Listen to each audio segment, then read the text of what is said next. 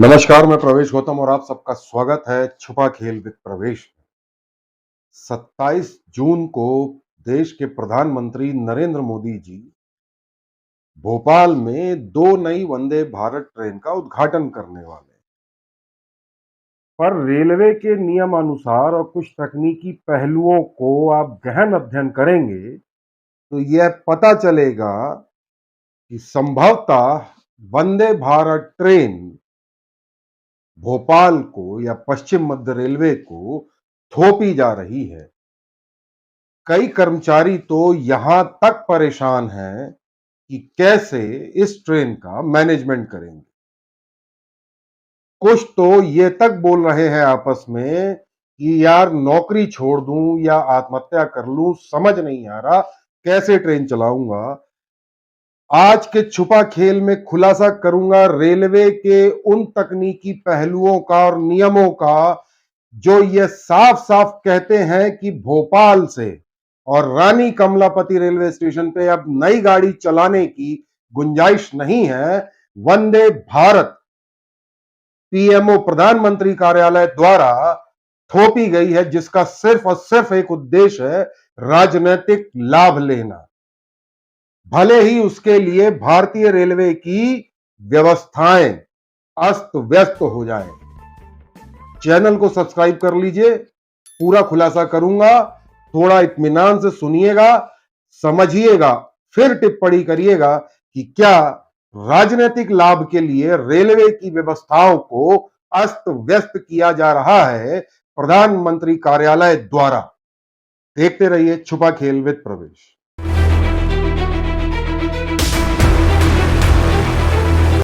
स्वागत है। मैंने कहा था राजनीतिक लाभ के लिए वंदे भारत ट्रेन को थोपा जा रहा है पश्चिम मध्य रेलवे। क्योंकि मैं ऐसा इसलिए कह रहा हूं क्योंकि रेलवे के कुछ बेसिक तकनीकी पहलुओं का जब अध्ययन करेंगे या समझेंगे तो यह आपको समझ में आएगा कि ना तो भोपाल स्टेशन और ना ही रानी कमलापति रेलवे स्टेशन किसी भी नई गाड़ी के चलने के लिए उपयुक्त है, क्योंकि यहां पर गाड़ी खड़ी करने की जगह ही नहीं है। अब आप कहेंगे ये कैसी बात कर रहा हूं मैं, पर यह 100% सत्य है। यदि आप प्लेटफॉर्म ऑक्यूपेंसी चार्ट और मास्टर डेटा का अध्ययन करेंगे तो वीडियो को अंत तक ध्यान से देखिएगा, तब आपको समझ में आएगा जो मैं बता रहा हूं वह कितना सत्य है।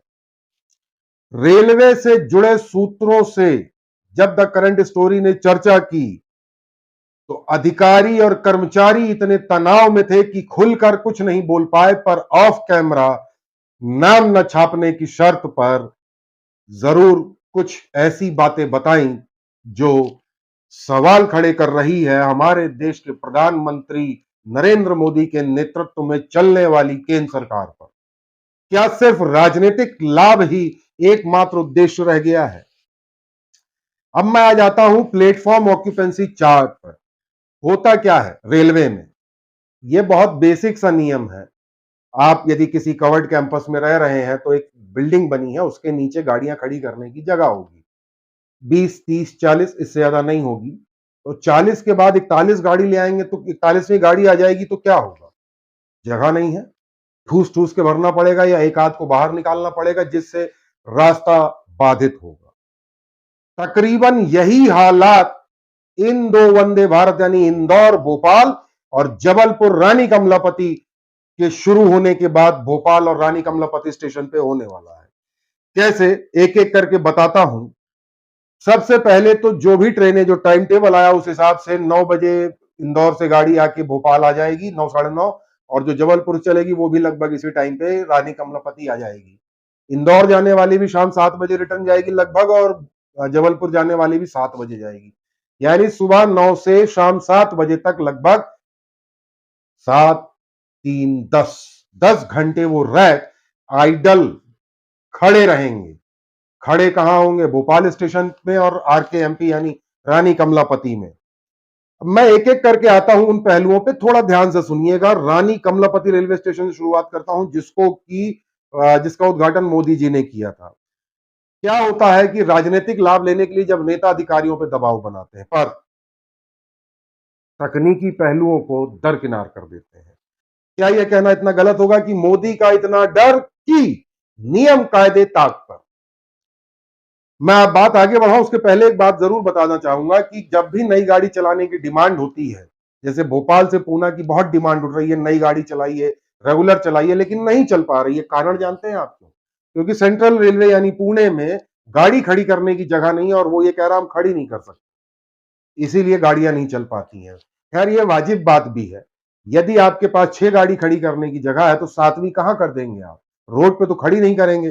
पर वंदे भारत आने के बाद आसार कुछ ऐसे ही है कि गाड़ियों को ट्रैक पे खड़ी करना पड़ेगा और बार बार मूवमेंट करनी पड़ेगी। पहला, रानी कमलापति रेलवे स्टेशन पे बता दूं, पिट लाइन, जहां गाड़ी खड़ी होती है, मेंटेनेंस होता है, साफ सफाई होती है, वहां पे 2 ही पिट लाइन है, तीसरी तो बंद कर दी गई है। नया कंस्ट्रक्शन हो रहा है जो करीब करीब, वैसे तो कागजों में 3-4 महीने कहा जाता है, पर वास्तविकता ये है कि ये पिट लाइन 1.5 से 2 साल से पहले नहीं बनती। यानी वो पिट लाइन पे आप गाड़ी नहीं खड़ी कर सकते, 2 ही पिट लाइन बचती है आपके पास। अब मैं बात कर लेता हूं उन गाड़ियों की जो डेली वहां पे दिन भर के लिए जिनके रैक यानी डब्बे खड़े होते हैं। जी हाँ, जो गाड़ियां सुबह आती हैं और रात में जाती हैं, तो 10-12 घंटे जो भी है वो कैसे, कौन कौन सी गाड़ियां खड़ी रहती हैं? पहला है रेवांचल एक्सप्रेस, सुबह 6 बजे आती, रात 10 बजे जाती है, दिन भर उसके कोच खड़े रहते हैं। दूसरी है जनशताब्दी एक्सप्रेस। तीसरी है भोपाल एक्सप्रेस जो शान भोपाल नाम से चलती है। इसके अलावा सोमवार से बुधवार तक संतरागाछी एक्सप्रेस, शुक्रवार और शनिवार को पुणे एक्सप्रेस जो पुणे स्पेशल चलती है। इनके रैक खड़े होते हैं दिन भर, 2 पिट लाइन है। इसके अलावा आरकेएमपी में एक भी स्टेबलिंग लाइन नहीं, स्टेबलिंग लाइन यानी गाड़ी स्टेबल, यानी एक प्रकार से पार्किंग एरिया कह लें, पार्किंग लाइन नहीं है। तो कोच कहां खड़े करेंगे? जो आपके पास जगह है उनमें वैसे ही गाड़ियों की इतनी फहरिस्त है कि अब खड़ा करने की जगह बची नहीं। इसके अलावा रानी कमलापति स्टेशन पर ओवर ऑयलिंग के लिए, आईओएच के लिए, पीओएच के लिए कई स्पेयर कोच आते हैं, मतलब जो कोच है जिनमें ओवर ऑयलिंग, मेंटेनेंस, सर्विसिंग जिसे कहते हैं, वो खड़े होते हैं। इसके अलावा स्पेयर कोच खड़े किए जाते हैं। स्पेयर कोच इसलिए खड़े किए जाते हैं कि जैसे मान लीजिए कि रेवांचल एक्सप्रेस को रात को जाना है, लेकिन जो सुबह आई है उसका कोई कोच खराब हो गया, बनने में टाइम लगेगा, तो इमीडिएट दूसरा कोच तो देना है, गाड़ी तो रोक नहीं सकते, तो इसके लिए स्पेयर, जैसे गाड़ी में स्टेपनी होती है, स्पेयर कोच खड़े होते हैं।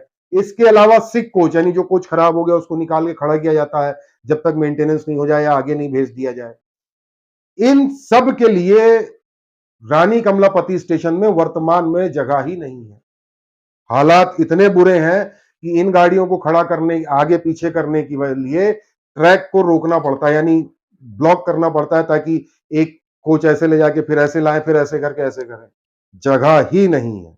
एक विशेष बात जरूर बता देता हूं मैं आपको कि पहले से ही ऑपरेटिंग डिपार्टमेंट डिमांड कर रहा है स्टेबलिंग लाइन मांगने का, कि स्टेबलिंग लाइन बना दो, एक आध हमारे पास साइड में जगह दे दीजिए, साइडिंग दे दीजिए, ताकि नई गाड़ियां जो आए उनको हम खड़ा कर सकें इमरजेंसी में। लेकिन कोई सुनने वाला नहीं है, और मोदी जी की मंशा है वंदे भारत चलाओ तो चलाओ।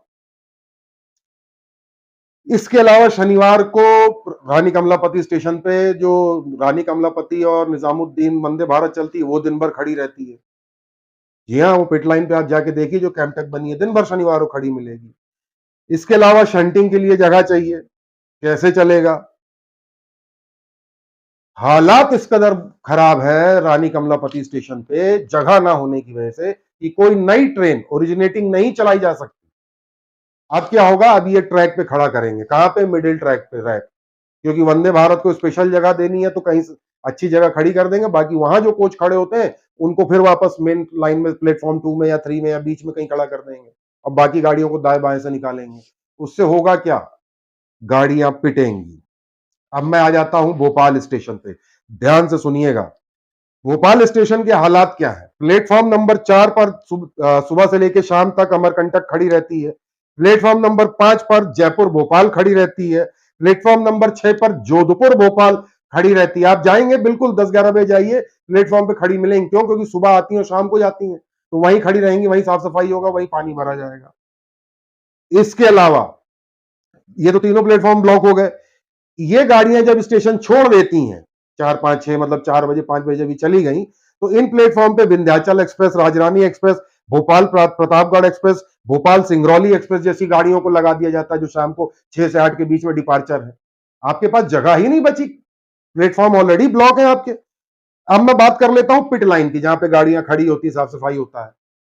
वहां पे सिर्फ 2 पिट लाइन है और स्टेबलिंग लाइन नहीं है भोपाल स्टेशन पे। जी हां, 2 पिट लाइन पे आप कितनी गाड़ियों के कोच खड़े कर देंगे? मैं आपको बता देता हूं कि कितने कोच वहां रहते हैं। भोपाल स्टेशन पे स्टेबलिंग लाइन नहीं, लेकिन लाइन नंबर 8 जो ट्रैक है जो कोने का, उसको स्टेबलिंग लाइन के तौर पे टेम्परेरी यूज किया जाता है। कहने का मतलब यही है कि रोड का एक हिस्सा यदि साइड में आप डिवाइडर बना के खड़ा कर दो तो वहां पार्किंग बे टाइप का बन जाएगा। लगभग उसी तरह मेन लाइन को यूज किया जा रहा है। हालात खराब है, क्रॉस मूवमेंट इतना ज्यादा है कि गाड़ियों को रोकना पड़ता है। आप अक्सर जब आते होंगे तो सिग्नलिंग की तो खैर प्रॉब्लम है ही है, एक कारण ये भी है कि निशातपुरा से भोपाल के बीच में कई बार ट्रेन आउटर में रुक जाती है अननेसेसरी आधा आधा घंटा।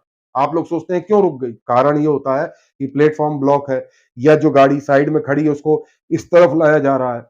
अब रोड तो है नहीं कि यू टर्न मार देंगे, उसके पॉइंट होते हैं, ऐसे जाएगी फिर ऊपर आएगी फिर रिवर्स होगी। तो ये सब इसकी वजह से कई बार गाड़ियों को रोकना भी पड़ता है, इसे क्रॉस मूवमेंट कहते हैं। अब मैं आ जाता हूं भोपाल स्टेशन के आईओएच शेड पे, जहां पे इंटरमीडिएटरी ओवरहॉलिंग यानी सर्विसिंग होती है। आप देखेंगे 6 नंबर साइड में वहां पे कोच खड़े होते हैं, साहब उसकी मेंटेनेंस, ऑयलिंग, ग्रीसिंग और जो भी छोटा मोटा काम है वो किया जाता है। उस शेड को देखेंगे तो उसमें 2 कोच खड़े करने की जगह है। जी हाँ, हालांकि दूसरा कोच भी शेड से बाहर आ जाता है, पर चलो 2 मान लेते हैं। तो वो उसमें भी दिन भर आप काम चलता रहता है, जो कोच खराब है वही रिपेयर होंगे। इसके अलावा भोपाल स्टेशन पे लगभग 20 कोच आईओएच के लिए ऑलरेडी वेटिंग में होते हैं, यानी ओवरहॉलिंग सर्विसिंग के लिए। 2 कोच बन रहे हैं, बाकी 18 कोच बाहर है।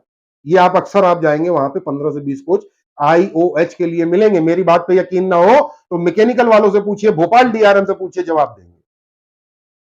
अब मैं बात कर लेता हूं सिक कोच की और स्पेयर कोच की, यानी जो कोच गाड़ियों में आए खराब हो गए, स्प्रिंग खराब हो गई या कोई और प्रॉब्लम हो गई तो उसको काटना पड़ता है, लेकिन गाड़ी शाम को जाएगी तो उसके लिए स्पेयर कोच यानी स्टेपनी रखना पड़ता है। इनकी संख्या मिला लूं तो करीब 15 होती है, यानी 20 आपके आईओएच और 15 स्पेयर और सिक मिला के लगभग 35 कोच, यानी आप एक एवरेज संख्या 30 से 40 के बीच में मान सकते हैं। इतने कोच खड़े रहते हैं, इनको खड़ा करने में ही पसीने छूट रहे हैं। ऊपर से एक नई ट्रेन आएगी जो सुबह 9 बजे से शाम 7 बजे तक खड़ा करना पड़ेगा। कहां करेंगे? इसका जवाब दिया पश्चिम मध्य रेलवे के वरिष्ठ अधिकारियों ने, महाप्रबंधक सुधीर कुमार गुप्ता जी के नेतृत्व में। उन्हीं के एक पीएचओडी ने जवाब दिया, हमें कोई मतलब नहीं है, सीनियर डीओएम भोपाल जाने, गाड़ी खड़ी करो। तो निर्णय यह लिया गया कि इसको लाइन नंबर 8 यानी जो स्टेबलिंग लाइन यूज अभी माना जाता है भोपाल में, वहां खड़ी कर दो। तो जो कोच वहां खड़े होते हैं वो कहां जाएंगे? वो खिसक के इधर आएंगे। मतलब दिन भर आप इधर इधर करते रहोगे, इधर से यहाँ, यहां से यहां, यहां से यहां, फिर यहां, यही चलता रहेगा। नतीजा, जो रूटीन गाड़ियां हैं वो पिटेंगी। इसके अलावा हरदा और बीना से भी जो कोच आईओएच के लिए या खराब हो जाते हैं, बनने के लिए यहां आते हैं, वो भी वेटिंग में रहते हैं। हालात इस कदर टाइट हैं कि वहां के कर्मचारी और अधिकारी जिनकी जिम्मेदारी है गाड़ियों का प्लेसमेंट करने की, वो सुसाइड तक की बात करने लगे हैं कि या तो नौकरी छोड़ दूं या सुसाइड कर लूं, कैसे चलाऊंगा। क्यों? क्योंकि जीएम कह रहे हैं, रेलवे बोर्ड ने कहा है, रेलवे बोर्ड कह रहा है, प्रधानमंत्री कार्यालय ने कहा, प्रधानमंत्री कार्यालय कह रहा है कि नरेंद्र मोदी जी ने कहा है वंदे भारत चलाना है। वंदे भारत चलाइए, पर रेलवे के तकनीकी पहलुओं का अध्ययन करके। मैंने सवाल पूछा महाप्रबंधक सुधीर कुमार गुप्ता जी से, जवाब नहीं दिया। क्योंकि वंदे भारत ट्रेन चलाने के लिए प्रपोजल जोन देता है और एक्सेप्टेंस भी देता है। तो क्या जोन के अधिकारी, जिसमें chief operating manager, GM WCR, Bhopal रेल मंडल के डीआरएम, सीनियर डीओएम भोपाल रेल मंडल, क्या इन्होंने प्लेटफॉर्म ऑक्यूपेंसी चार्ट या मास्टर डेटा का अध्ययन किया था कि गाड़ी खड़ी करने के लिए जगह है कि नहीं? राजनीतिक लाभ के लिए आप कर्मचारियों पे कितना दबाव डालेंगे प्रधानमंत्री जी? और हमारे महाप्रबंधक जी प्रधानमंत्री जी को खुश करने के लिए नियमों की ऐसी तैसी किए दे रहे हैं। मैं एक महत्वपूर्ण बात आपको और बता देता हूं, ध्यान रखिए। जब भोपाल स्टेशन पे नई बिल्डिंग बनने के लिए ड्राइंग अप्रूवल की बात चल रही थी, तब ऑपरेटिंग शाखा ने, तत्कालीन पीसीओएम मनोज सेठ जी ने यह कहा था कि हमें लूप लाइन दे दीजिए, स्टेबलिंग लाइन के लिए उसके बाद बिल्डिंग बनाइए, लेकिन उस सुझाव को दरकिनार कर दिया गया और नई बिल्डिंग खड़ी कर दी गई। हालात ये हैं कि भोपाल स्टेशन पे लगभग दोनों तरफ अब स्टेबलिंग लाइन बनाने की जगह ही नहीं बची है। या तो पहले बनाएंगे या आगे बनाएंगे। आगे भी संभव नहीं है, बसाहट है, पहले भी संभव नहीं है। मतलब भविष्य में कोई भी नई ट्रेन यहां से चलाने की स्थिति नहीं है। मतलब चला तो लो, लेकिन उसके रैक कहां खड़े करोगे? जो सुबह 10 बजे आएगी शाम को जाएगी, तो दिन भर कहां खड़ी करेंगे? बहुत बुरे हालात हैं। नतीजा होगा जो दूसरी ट्रेनें हैं वो लेट होंगी। क्यों? क्योंकि भारतीय जनता पार्टी को प्रचार करना है वंदे भारत समय से चल रही है और हाई स्पीड चल रही है। मैंने जो आपको तकनीकी पहलू बताए हैं, जिसको आप एक बार पुनः नोट कर लें। स्टेबलिंग लाइन, पश्चिम मध्य रेलवे के महाप्रबंधक सुधीर कुमार गुप्ता जी के साथ साथ एजीएम, पीसीओएम, भोपाल डीआरएम, एडीआरएम, इसके अलावा सीनियर डीओएम भोपाल सहित किसी भी अधिकारी से आप सवाल पूछेंगे तो उसका जवाब नहीं मिलेगा सेटिस्फैक्टरी। पहला, स्टेबलिंग लाइन कहां है गाड़ी खड़ी करने के लिए? मनोज सेठ जी ने जो तत्कालीन सीओएम थे, उन्होंने एक बात कही थी कि हमें लूप लाइन चाहिए, स्टेबलिंग लाइन चाहिए गाड़ियां चलाने के लिए, जो भविष्य को देखते हुए कही थी तत्कालीन सीओएम ने। उसका क्या हुआ? पिट लाइन की कितनी क्या हालात हैं भोपाल में और आरकेएमपी में? सिक कोच कितने खड़े होते हैं? सिक यानी जो खराब हो जाते हैं, सिक यानी बीमार, स्पेयर जो एक्स्ट्रा रखता है आदमी स्टेपनी जैसा। इसके अलावा ओवरहॉलिंग के लिए जो कोच आते हैं वो क्या है? इसके अलावा एक पीओएच होता है, इसमें क्या हालात हैं? प्लेटफॉर्म पे अभी कितनी गाड़ियां दिन भर खड़ी रहती हैं, प्लेटफॉर्म ब्लॉक रहते हैं, और इन सब के कारण कितनी ट्रेनें लेट हो रही हैं और आगे कितनी होंगी? ये सवाल महाप्रबंधक सुधीर कुमार गुप्ता जी से करिएगा। मेरे सवाल का जवाब नहीं देते, पता नहीं क्यों नहीं देते, पर करिएगा जरूर यदि कर सकें तो। हो सकता है मेरी इस खबर के बाद रेलवे मुझे आमंत्रित भी ना करे वंदे भारत के लिए, वैसे मुझे किया भी नहीं जाता, पर ठीक है। मैं तो इतना ही कहूंगा मोदी जी से कि हो सके तो राजनीतिक लाभ के लिए तकनीकी पहलुओं का अध्ययन करवाइए। आपके पास टीम है जो पार्टी के लिए सर्वे करती है, उसी टीम से कहिए कि रेलवे में आके भोपाल स्टेशन और आरकेएमपी यानी रानी कमलापति स्टेशन के कर्मचारियों से बात करें कि वंदे भारत खड़े करने में कितनी समस्याएं हैं, और वो गोपनीय रिपोर्ट मोदी जी को डायरेक्ट दी जा सकती है, शायद कुछ हो जाए। पर इस देश में होता यह है कि राजनीतिक लाभ के लिए नेता आदेश देते हैं, और सुधीर कुमार गुप्ता जी जैसे अधिकारी महाप्रबंधक पद पे, जो जिम्मेदार पद पे बैठे हैं, वह अपने नेता को खुश करने के लिए तकनीकी पहलुओं का अध्ययन किए बिना सब कुछ हवा हवाई कर देते हैं। जो भी हो, मैंने डीप स्टडी करके ये तथ्य निकाले हैं, और अब आप अपनी प्रतिक्रिया या टिप्पणी जरूर दें। चैनल को लाइक और सब्सक्राइब जरूर। एक और बात, जल्द ही वंदे भारत से संबंधित तीसरा पार्ट आपके सामने लाऊंगा कि कैसे तकनीकी पहलुओं को दरकिनार किया जा रहा है, और मोदी का इतना डर कि नियम कायदे ताक पर। प्रयास कैसा लगा जरूर बताइए।